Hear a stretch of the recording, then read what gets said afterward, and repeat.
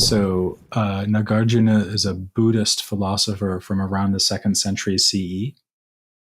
And you could think of him as a kind of radical skeptic. He's the founder of a grand tradition of Buddhism called Madhyamaka philosophy. And he is trying to argue, so Madhyamaka means the middle way, if I'm remembering right. And the idea is that he's not rejecting the reality of everything.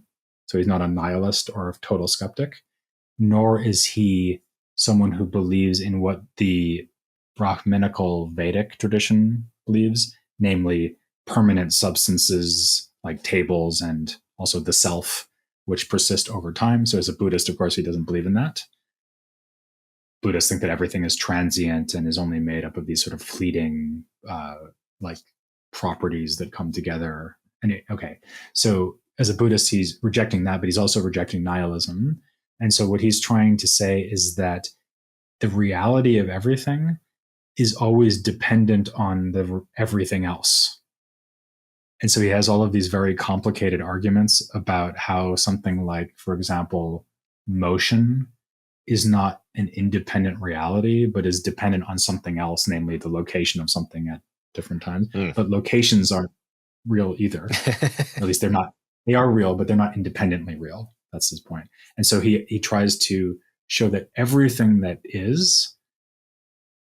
has its being by being related to something else. That's at least one way of thinking about what he's saying. And so you could think of him as a kind of skeptic or as someone who's trying to stop skepticism from going too far. And he's just brilliant. And in addition, he has something that I really like about him is that he's very sensitive to accusations that his philosophy is sort of self-undermining, because people could say things like, well, it sounds like what you're saying is that your philosophy is only relatively true, right? So, and this is something that often gets thrown at skeptics, like, well, why aren't you skeptical about your skepticism? And he has a whole treatise responding to that kind of objection. So that's really